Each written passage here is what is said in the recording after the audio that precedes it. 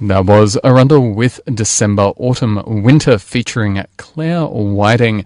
You are listening to Where's Peace on 4ZZZ 102.1 FM, and we are very pleased to be joined by the man himself behind it, Lucas Arundel. Lucas, welcome. Good evening. And so let's talk a bit about this new release for you, Olive Caves. It's an EP. It came out last month, I think, or the month before? Yeah, early February. So, we're in April now, aren't we? That's distressing. Time flies. We're a couple of months ago now. And it's a 6-track EP that's sort of quite downbeat in style. You've got a number of guests doing vocal stuff. How did you go putting together the album? What was the structure that you had in mind when you started?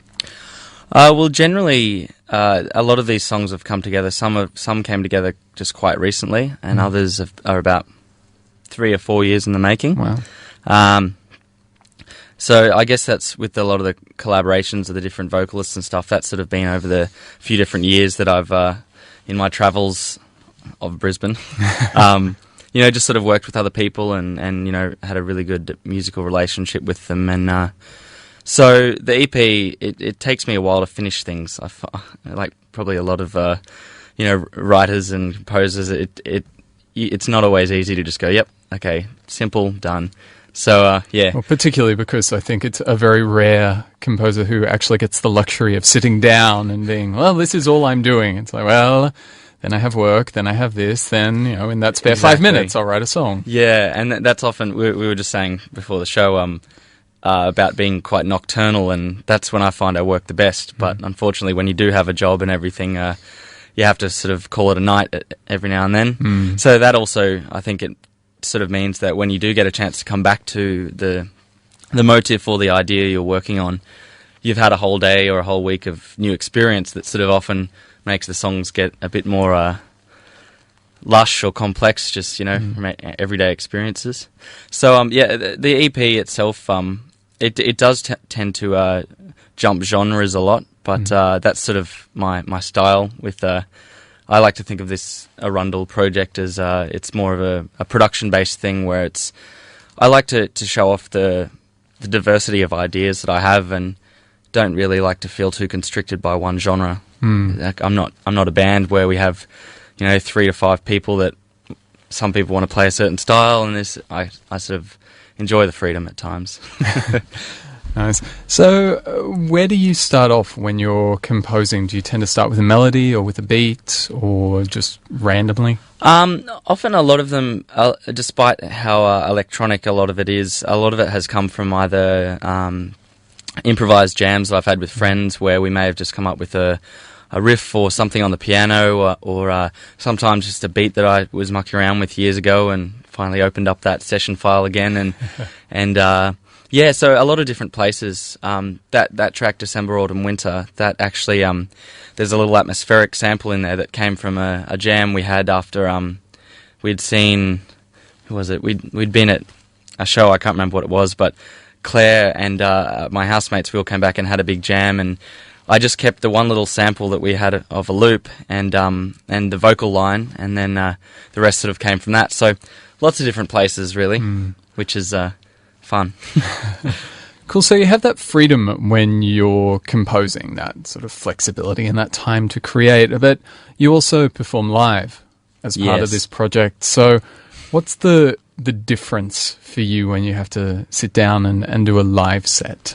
Well, one of the philosophies I decided to follow when I started this was to not worry about how I'm going to do it live, like write the music first, record. It was originally a recording project. So when this year's been a lot bigger for live shows, sort of, I'm going to Melbourne in a couple of weeks and I've been in Sydney and a lot of stuff around Brisbane. So it's sort of begun as a very laptop-based thing, I guess the dreaded backing tracks idea. But that's slowly expanding out. I have the vocalists performing live with me and I do a lot of electronic percussion with the pads and everything and... it's slowly branching out. I'm about to start working with a drummer and another multi-instrumentalist to just bring the energy to the stage because, as much as great as the sound can be with solo laptop composers, sometimes the visual energy is lacking, you know. Yeah. I think Hans is a good local example of that as well. His energy is great with just a drummer and a bass player and him, and it just, I remember I saw him at the zoo, it must have been last year, and it was just intense, and it was great, yeah. So that's a sort of what you want to present on stage, is that sort of intensity? Or Yeah. I guess I think with the mix of some of the tracks, sometimes it also sort of goes quite quiet, and maybe the drummer can go and have a ciggy or something, and but I definitely want, in the songs where the beats are prominent, I really want to bring the visual stimulus of people actually hitting things to really bring out that energy. And there's also the visual element. I use the projector a lot, projecting some visuals that myself and a friend, Mel Baxter, who's a visual artist, we've sort of done these art projects over many nights, drinking a lot of wine and playing with cameras and paints and bubbles, and so a lot of that is getting projected, which is in the long term is going to be a more interactive kind of element as well. Cool.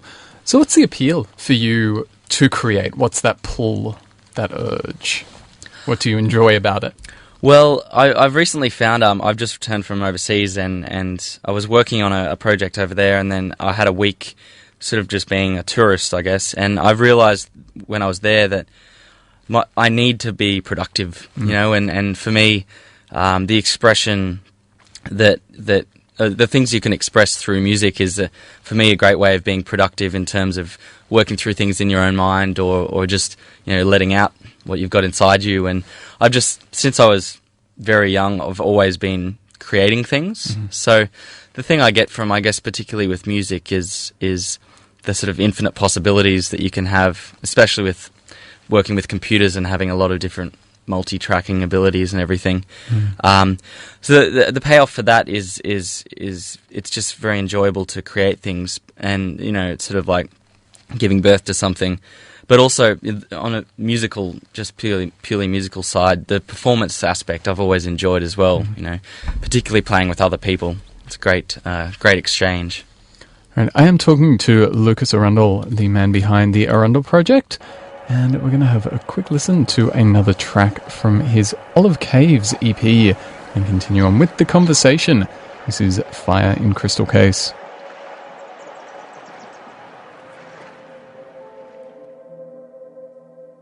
That was Fire in Crystal Case by Arundel off the Olive Caves EP. We do have Lucas, the man behind the project, in the studio to talk to us all about things Arundel and things Brisbane generally, I guess. Just life. Yeah, life, the universe and everything. You were involved in a number of other musical projects before starting this solo one.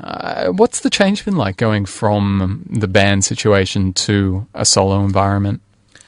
Well, it's had many ups and downs. I guess, as I was saying before, I really enjoy that playing with other people, and particularly, just the energy that you get on stage when you're playing with each other, musically, of course.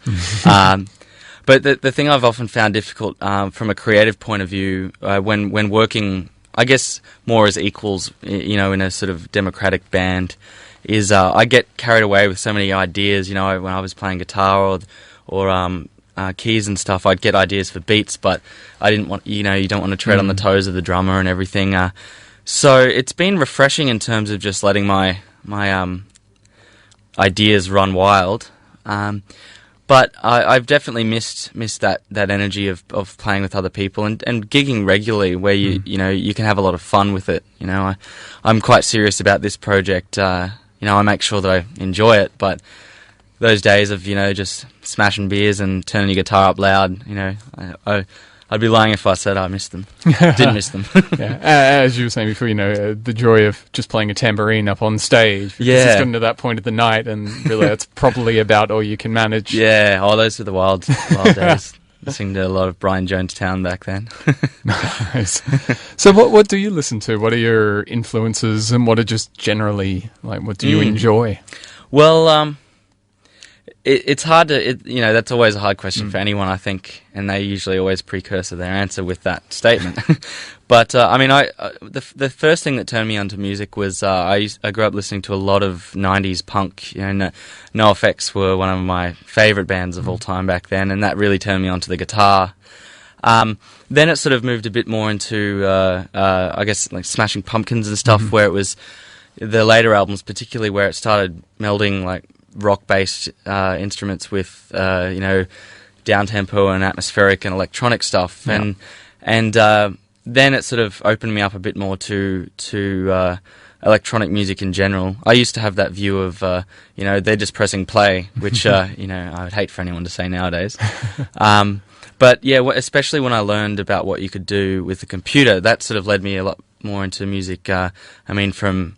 From Aphex Twin to the sort of mixture of sound system stuff like Massive Attack and particularly Uncle as well. I love what what he does with mixing more rock sounds with the sort of trippy and atmospheric stuff. And a lot of people probably hesitate to say it, but I'm proud to say Radiohead are one of my big ones. Just I think if they sold out in 30 seconds, there's probably not too many people who are too ashamed. Yeah, exactly. And I think sometimes people can hold off in claiming that they're an influence or an influence on them musically because many people do it, but there's a reason for that. And personally, I really enjoy the genre bending aspect of their music and just bands that have a real progression from album to album.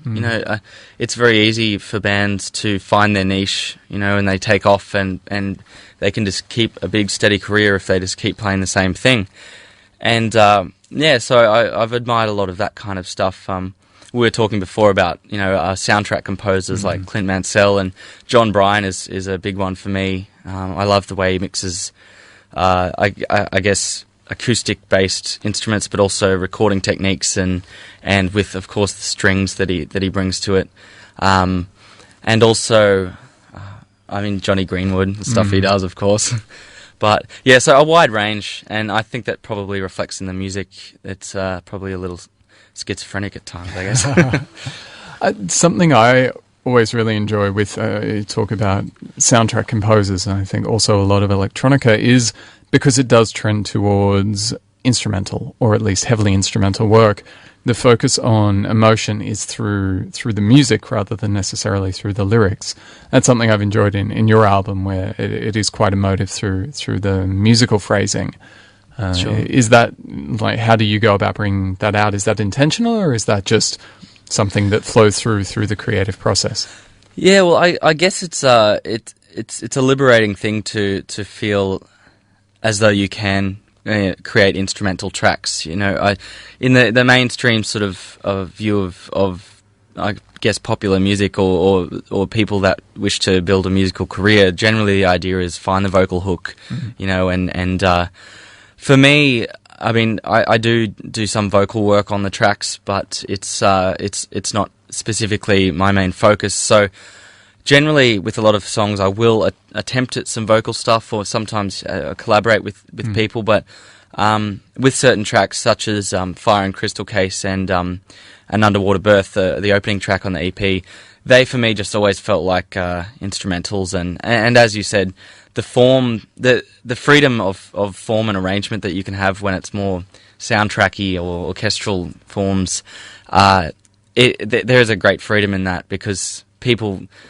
latch onto the vocalist or the words if there is a vocalist, and often the music falls behind. So yeah, I enjoy being able to do that and just let the sound kind of carry it. Cool. Well, you were saying you come from a guitar background. As a musician yourself, what are the things these days as a composer that you can't live without when you're working the instruments or the programs? Well, I definitely can't live without the string sounds. Particularly, anything synthesized is always going to not be the same as the real thing, but particularly for tonality, being able to just generate some sort of nice, sort of lush, long chords. The guitar is still a prominent thing for me, especially for figuring out, finding melodies over the chord progressions. It's the instrument that I'm the most, I guess, fluid on. We have in my house a jam room with the drum kit and lots of percussion and melodeon and actually during the curbside cleanup we found 2 working organs. Oh wow! Yeah, they just threw them out and we just brought them home, plugged them in, and perfect. So they're a new addition. And I mean definitely as many toys on the computer as I can find. Whether it's not necessarily like synth plugins or anything like that, but just I like playing with different effects, and I've just been getting into the Max MSP stuff where you can really screw with the sounds and just sort of manipulating tones. If I had more access to musicians that played classical instruments that didn't cost, I would definitely have them on hand. But maybe one day. Maybe, I think that's always one of those. Would be really nice to have just a stable of classical musos off to the side that you can, I need a violin on this track, maybe. Yeah. Have you seen that film, Walk Hard, the Dewey Cox story? Yeah. Where he goes down into that, his sort of dungeon of a massive studio and he's just got this massive orchestra just waiting on him. Again, one day. Something to look forward to. Maybe someone will leave one out during the curbside cleanup again. 50,000 didgeridoos. All right, well, Lucas Arundel, thank you so much for coming in and talking to us tonight. No worries, Sky. It's been great. We're going to go out on another track from the Olive Caves EP. This is that other one you were mentioning there, the opening track, Underwater Birth. I should mention, if you do enjoy this music, and I would hope you do, you can get it at Bandcamp. Yep. It's just Arundel, ARUNDEL.bandcamp.com. Yep. And a quick little plug, on May the 16th, I'll be at Black Bear Lodge supporting Carly Dickinson. Oh, awesome. I didn't know that, so yeah, cool. Got to throw the plug in, of course. That's going to be a massive weekend, a week. Yeah, isn't it? So May 16, get along, Black Bear Lodge. Do you know if there's a door charge on that one? I'm not sure. It is for her launch, and I believe that you get the EP as well. Oh, so right. Cool. Well, $10 to $15, maybe more, maybe less, I'm not sure. Yeah, that's always a bargain. Good night of music plus an EP. Yeah. How can you say no? This is Underwater Birth by Arundel. You're listening to 4ZZZ.